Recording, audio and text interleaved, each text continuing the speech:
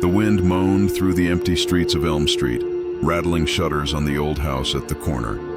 Its windows were dark, grimy, and strangely reflective, like eyes that had been watching for decades. I paused at the gate, flashlight trembling in my hand. A faint giggle drifted from the upstairs window, high and hollow, echoing in the quiet night. "Hello?" I whispered, heart hammering. Silence. Then it came again, a small, urgent laugh carrying a tone of something both playful and terrifying. I stepped forward, feeling the chill of the air press against my skin, heavy with years of unseen presence. The front door groaned as I pushed it open. Dust rose in little clouds. The faint giggle was gone, but the feeling of being watched had not. I knew instinctively this house held something alive in the shadows, and then I heard it, a whisper almost inside my head. "Why are you here?" I froze. The words were soft, yet they carried a weight that made the floor beneath me feel unsteady. The child's room had already begun to reach for me. I took cautious steps into the hallway. Wallpaper peeled in long strips, curling like dead leaves. Floorboards creaked under my weight. A staircase loomed ahead, each step groaning as if warning me away. My notebook was heavy in my pocket, full of scribbled accounts from locals about disappearances, laughter, crying, but nothing that prepared me for this. The first door on the left was small. Pink walls, chipped paint, a tiny bed in the center, rumpled as if someone had just left.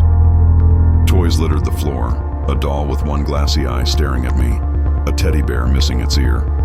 In the corner, a small rocking horse swayed slightly, as if nudged by a small hand. "Hello? Is anyone here?" I whispered. The sound of my voice seemed swallowed by the room, replaced by the faint creaking of the floorboards behind me. Then a whisper came, soft and urgent. "Don't leave." I froze. The shadows in the corners thickened, refusing to be ignored. A drawer creaked open. A small wooden block rolled to my feet. My pulse raced. Stories flickered in my mind. Of the child who vanished decades ago. Of neighbors warning anyone who entered.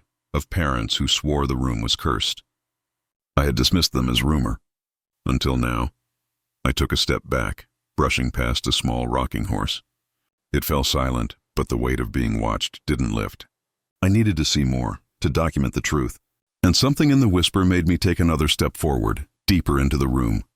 The air grew colder, heavier. Shadows seemed to move independently. I set down my flashlight, noticing the bed sheets rise as if someone, or something, was sitting up. The voice came again, this time clearer.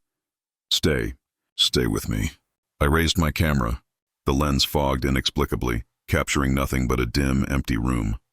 Yet the giggling persisted, echoing in my ears, overlapping with whispers I couldn't identify. Objects moved when I wasn't looking. The rocking horse shifted slightly.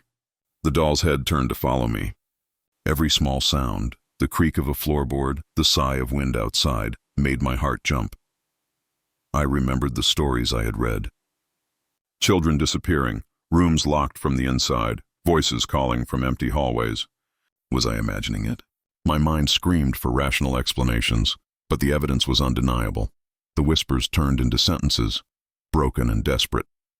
"Don't go. It won't let you. The bed wants you." Fear clawed at me, tightening with every step. I tried to leave, but the hallway seemed longer than it should be, doors shifting like the house itself had grown. Each step I took felt heavier, as if the house resisted my departure. The child's voice became louder, a pleading cry. "Play with me!" Forever. I realized then, this room had been waiting for me, patient, hungry. It didn't want witnesses. It wanted company. I stumbled backward, tripping over the teddy bear. The room seemed alive. The bedsheet rose fully, forming a small, pale figure sitting upright, head tilting unnaturally. Eyes, black, hollow, endless, stared into mine. "Why did you come?" The whisper hissed, now all around me, bouncing off the walls. "Now you'll stay." I ran, but the hallway stretched endlessly. Doors slammed shut on their own. Mirrors reflected rooms that weren't there. Every exit dissolved into darkness. I screamed, voice swallowed by the oppressive silence that followed. I turned back once. The small figure stood at the doorway of the child's room, arms outstretched, giggling. It wasn't running, it wasn't moving, but it filled the space, impossibly large and impossibly small at once. I fell to my knees, clutching my notebook. The whispers overlapped, forming names I didn't know but felt horrifyingly familiar. The child's laugh crescendoed into a shriek that echoed in my skull, bending reality. And then, silence. I woke outside the house, dawn breaking over the quiet street. My flashlight lay next to me, intact, but the notebook was open to a page I hadn't written. Don't leave. Stay. The house loomed silently behind me. Windows dark, doors locked, yet it felt alive. I had survived, but the memory, the feeling clung to me. Even now, I can hear the giggle at the edge of quiet rooms. Shadows that shouldn't move shift in my peripheral vision. The child's room waits, patient and eternal, for anyone foolish enough to enter. And somewhere, the whisper repeats, just beneath the noise of life. Don't leave. The house at 42 Hawthorne Lane had been abandoned for nearly 20 years. Locals whispered that its mirror in the main hallway didn't reflect reality, it reflected fear. I had laughed at the story, until I stood before it. The mirror was tall, gilded, and cold to the touch. Dust coated the frame, but the glass gleamed as though polished by unseen hands. I raised my camera, aiming at the reflection, but froze. The reflection didn't move like I did. My hand lifted, but the figure behind it lagged, slower, twitching unnaturally. My pulse quickened. Then a whisper brushed against my ear. Look closer. I leaned in. The reflection smiled, though I wasn't smiling. Eyes wide, hollow, unblinking. Something about it felt impossibly wrong, like staring into the wrong side of a shadow. A sudden noise, a thump upstairs, made me spin. Nothing. But the mirror remained, impossibly still, and yet it moved. My heart hammered as the glass seemed to breathe, expanding, contracting, almost alive. The reflection's lips moved again, whispering, "Stay, forever." I stumbled back. The door to the hallway creaked as though warning me not to leave. And yet some part of me was already drawn closer. I entered the house slowly, flashlight in hand. Every creak of the floor echoed through the empty halls. Paint peeled from walls like flaking skin, and the air smelled damp and metallic. I had read the stories, tenants disappearing, neighbors swearing the house was cursed, witnesses seeing things in the mirror that didn't exist. But I was here to document, to see the truth for myself. The hallway stretched long and narrow. The mirror stood at the far end, unnaturally perfect, untouched by dust despite the decay around it. As I approached, I noticed small scratches on the floor, like tiny footsteps leading toward the glass. I lifted my hand. My reflection mirrored me at first. Then my fingers lagged slightly behind, twitching awkwardly, as if the figure in the glass was resisting my motion. "Hello?" I said softly. My voice sounded small, swallowed by the vast, silent house. The mirror didn't answer. But my reflection did, smiling faintly, lips moving against my own frozen mouth. A chill ran down my spine. I stepped closer. The reflection's eyes glimmered, blacker than any pupil should be. The room behind me in the mirror wasn't empty. It showed a dark figure standing at the staircase, though when I turned, nothing was there. Something in the air shifted. I felt watched, not by the house, but by the reflection itself. Every instinct screamed at me to leave, yet I couldn't turn away. The mirror became impossible to ignore. I returned to it repeatedly, each time seeing more than I should. Shadows in the hallway behind it moved independently. Faces appeared briefly, screaming silently. The reflection didn't mimic me. It corrected me, contorting its body to something unnatural. Objects near the mirror shifted. My flashlight fell, rolling toward the glass, though I hadn't touched it. Dust rose in the air as if some unseen hand had disturbed it. Every movement felt deliberate, purposeful. Voices began to whisper in the silence, sometimes from behind me, sometimes from within the glass. "Look closer. Join me, forever." I tried to leave the hallway, but it stretched impossibly. Doors vanished, rooms folded into each other. The mirror always remained at the end, growing larger, the reflection more vivid, more alive. Flashbacks came unbidden, stories of previous owners, all claiming they saw versions of themselves trapped in that mirror, screaming silently while the world ignored them. I began to doubt my senses. Was I seeing truth or some psychological trap? Every attempt to leave only drew me closer. The reflection began to whisper secrets, intimate and horrifying, things it shouldn't have known about me. My heartbeat thundered. Fear gnawed at my mind, but fascination rooted me in place. The mirror demanded my gaze, and I couldn't look away. I pressed my face close to the glass. My reflection grinned. Then it blinked once, and I hadn't. My scream echoed in the hallway, swallowed instantly by oppressive silence. The glass rippled, as if liquid, and my reflection reached forward. A hand emerged, translucent, brushing against mine. Panic surged. I stumbled backward, but the mirror seemed to pull me closer, stretching the hallway like a living thing. Stay. Stay. Stay. The whispers chanted, overlapping, until I couldn't distinguish them from my own thoughts. My body faltered. The floor shifted beneath me. The reflection grew, filling the mirror entirely, pressing against the glass with impossible strength. My scream echoed again as I felt my own hand dragged forward, merging with the figure in the mirror. I tried to resist. My mind clawed for reason, but the reflection was relentless. It didn't want me to see. It wanted me inside. Everything went black for a moment. When I opened my eyes, the mirror hung empty, dull, lifeless. The hallway was normal again, or so it seemed. I fled the house, breath ragged, heart pounding like a drum. Outside, the morning sun burned weakly through clouds. The mirror remained behind, silent and still, but I knew better. My notebook had a single sentence scrawled on a page I hadn't written. Look closer. Forever.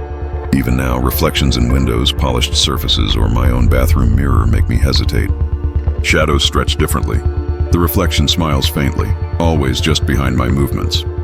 The house still stands at 42 Hawthorne Lane. No one lives there. But anyone who dares to pass the hallway's mirror risks seeing what they aren't meant to see. And once you look too closely, you never leave unchanged. The old Victorian on Maple Street had always been the subject of whispered rumors. Neighbors spoke of screams from the attic, vanishing tenants, and doors that refused to open. I had dismissed it until I found the brass key in the mailbox, old and cold, engraved with the house number. The front door creaked as I entered.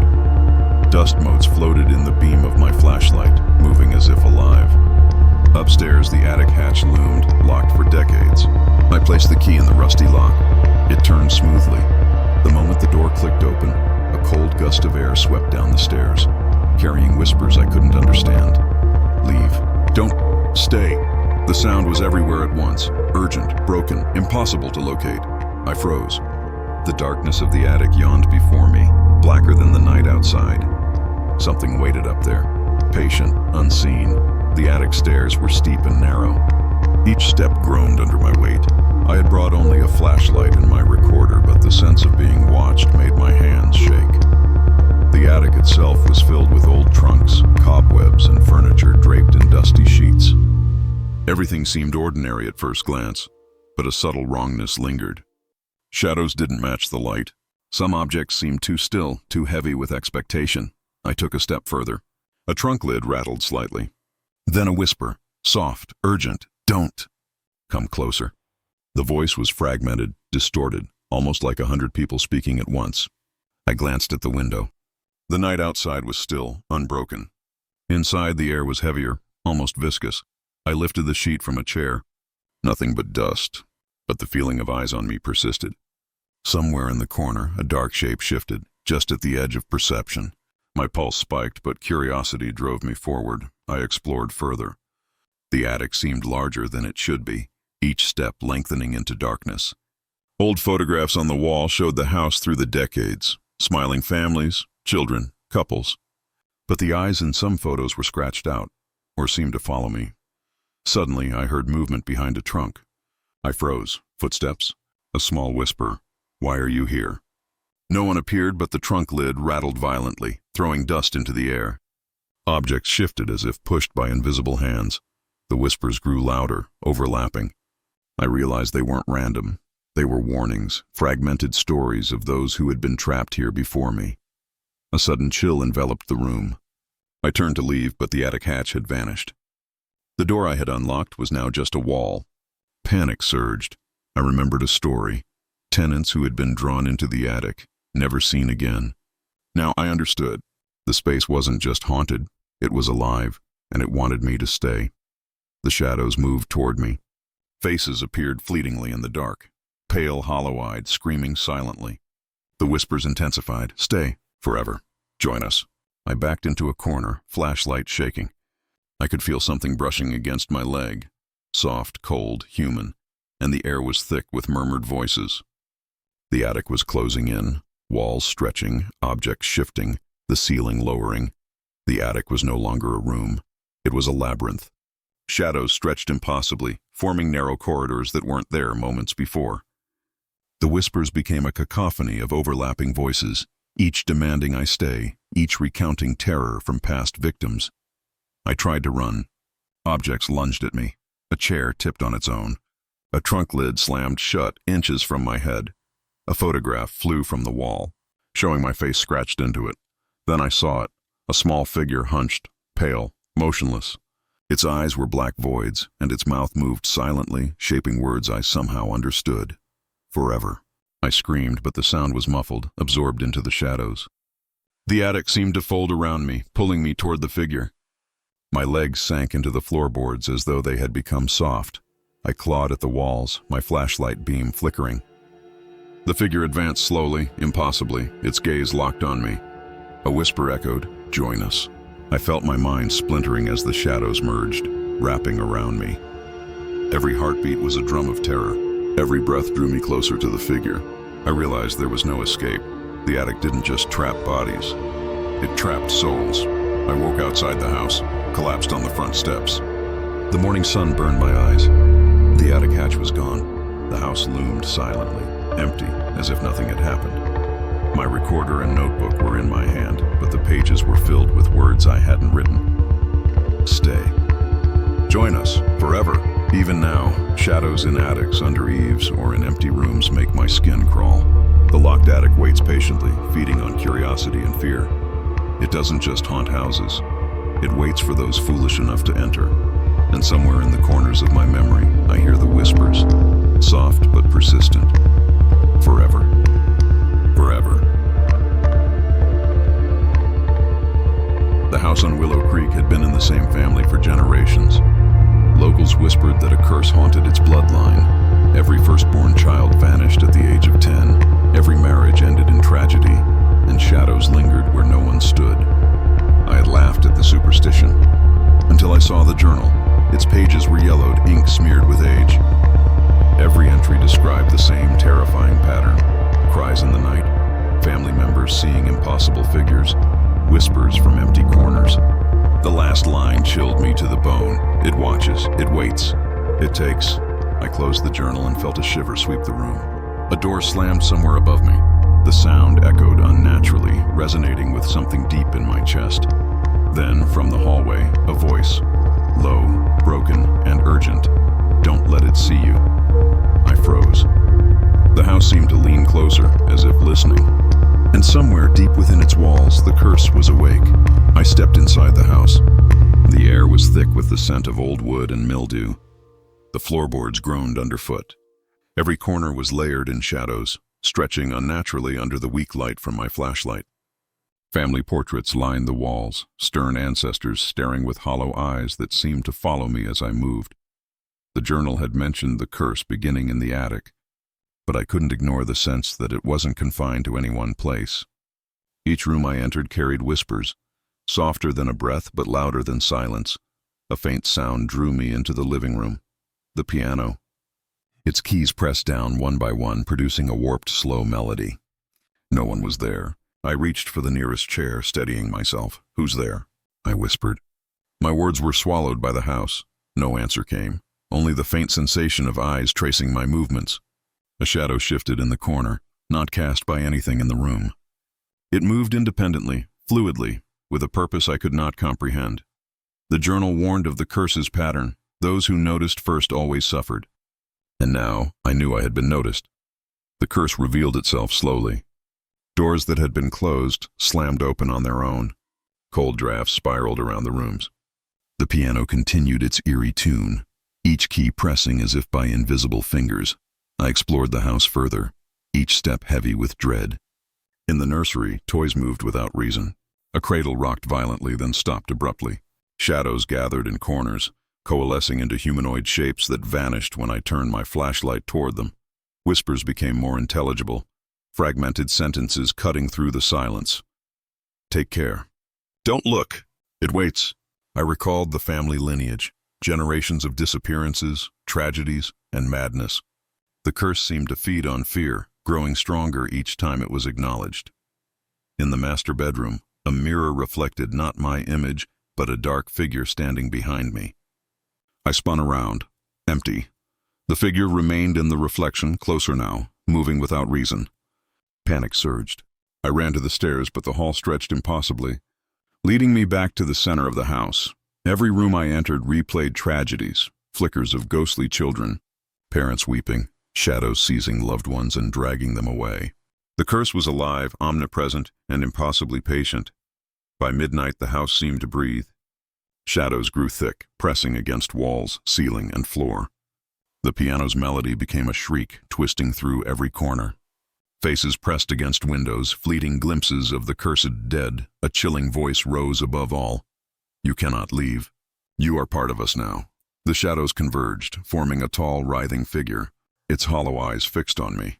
Every door slammed shut simultaneously. The house no longer felt like a structure. It was a predator, alive and omnipotent. I tried to run, but my body moved slowly, as if submerged in water.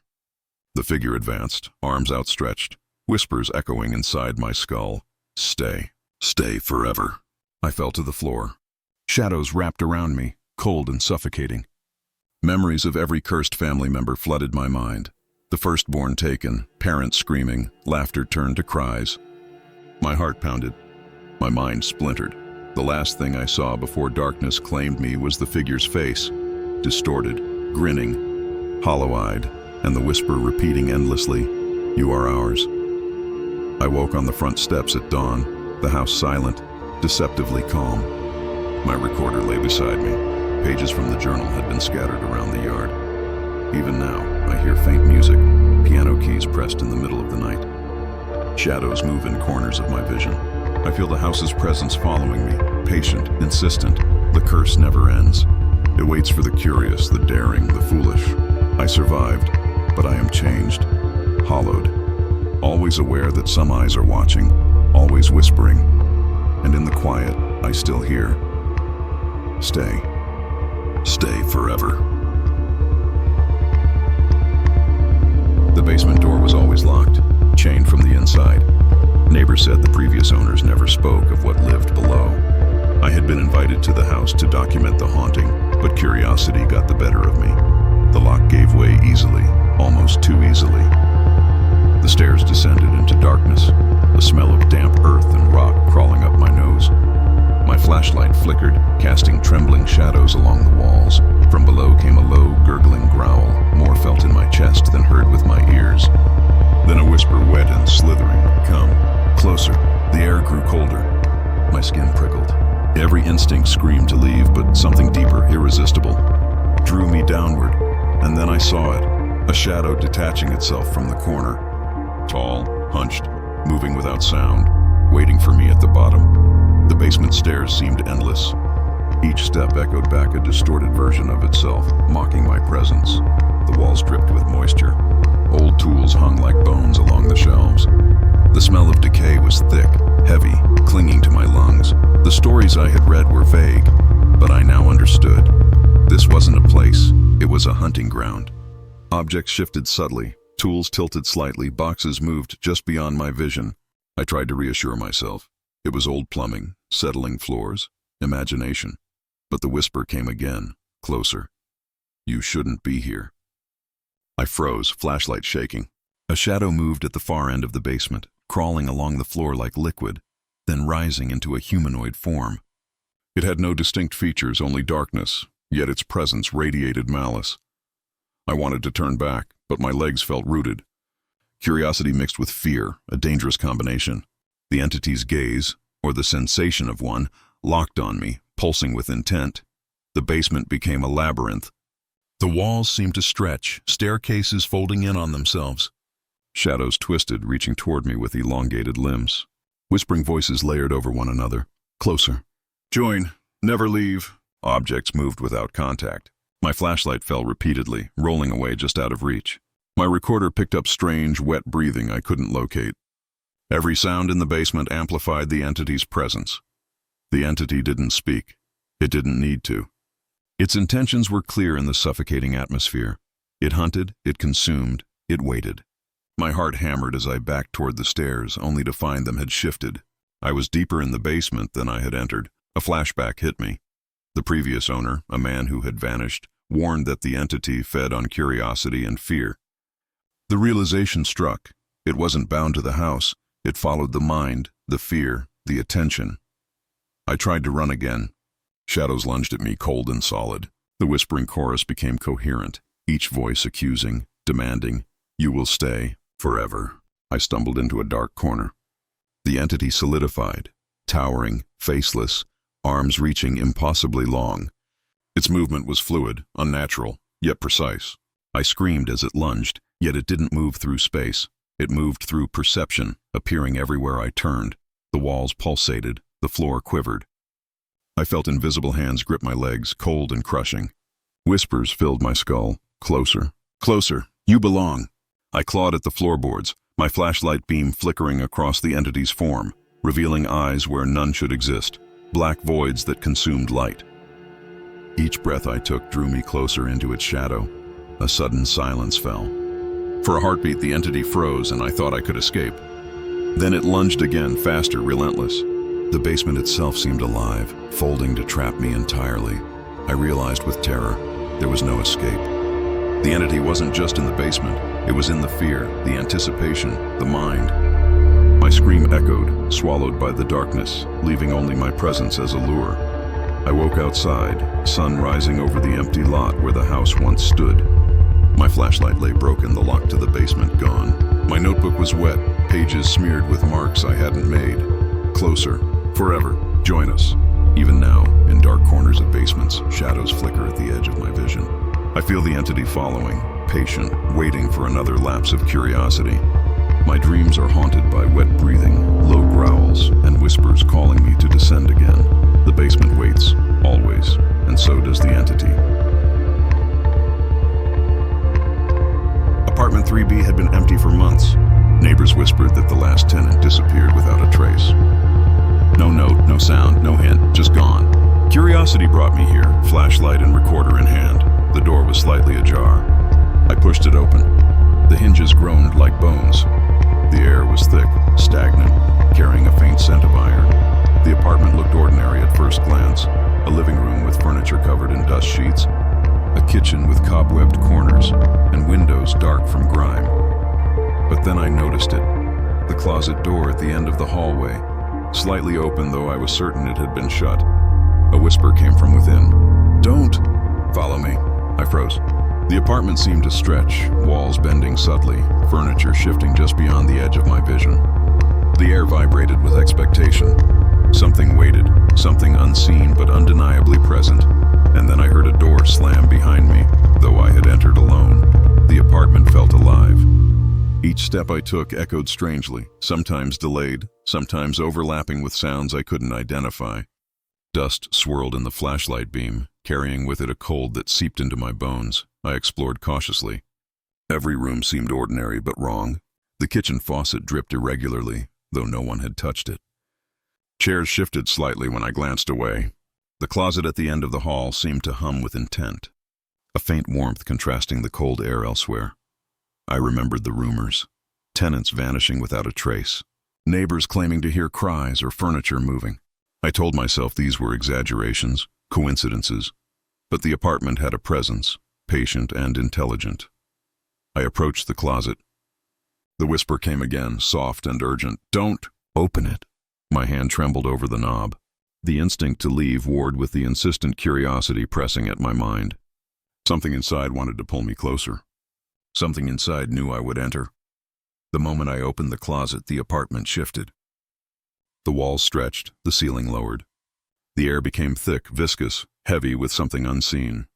Shadows pooled inside, solid yet moving fluidly, pressing outward as if testing the boundaries of reality. Inside the closet was darkness beyond comprehension, a void that seemed alive. From it came whispers layered and overlapping. "Stay. Never leave. Forever." Objects outside the closet began moving on their own. The chair rocked violently, a picture frame tipped over, papers scattered like leaves in a storm. I tried to back away, but the hallway had changed. Longer, narrower, distorted. Every door I tried to use vanished, replaced by walls. I realized with terror, the apartment itself was alive, and the void in the closet was its heart. The previous tenant had been claimed here, drawn into this dark nexus, and I was next. The whispers grew coherent. You will join us. As we wait, as we take. I backed toward the living room, but shadows stretched toward me, grasping, whispering, wrapping around my mind with unseen hands. Panic surged. I felt the air vibrate with intent, reality bending. My own reflection in the darkened windows showing a version of me distorted. Hollow-eyed, smiling against my will, I ran for the door, but the apartment had no exit. The shadows coalesced into forms, tall, faceless, their hands reaching through walls and floorboards. Every step I took brought me closer to the void in the closet, which now pulsed as if breathing. The whispers crescendoed into a roar inside my skull. Stay. Join us. Never leave. I tripped, hitting the floor. The darkness surged, pulling at me. I saw fleeting images, the last tenant screaming silently, furniture twisting into impossible shapes, the apartment itself folding like a living organism. I clawed at the floorboards, my flashlight beam flickering across shadows that shouldn't exist. Then, the void in the closet extended, a hand reaching toward me, grasping at my wrist. Cold, solid. I screamed, trying to wrench free, but the pull was relentless. I realized it wasn't just an entity, it was the apartment itself, feeding on fear, curiosity, and life. There was no escape, no resistance. The shadow swallowed me, folding me into the void. The last thing I felt was the cold grasp of something infinite. I woke outside the apartment building, the sun weak and pale. The front door was locked, undisturbed. My flashlight lay next to me, but the recorder had picked up only static and faint whispers. Even now, I feel the apartment's pull. Shadows in corners, closets, and empty rooms remind me that the void is patient. It waits for attention, for curiosity, for someone to follow it inside. I survived, but only barely. And every time I see an empty hallway, a slightly ajar door, or a shadow that lingers too long, I hear the soft, insistent whispers. Stay. Forever. The vanishing tenant was not a warning. It was a promise. It was 3:07 a.m. when I first noticed the shadow in my bedroom. At first, I thought it was a trick of the streetlight through the curtains, but the shape was solid, impossibly still, and impossibly wrong. No sound came from it. No movement, yet I felt it watching. My breath caught. My heart hammered. I reached for my phone, and in that instant, the shadow vanished. A whisper, barely audible, slipped through the room. I'm here.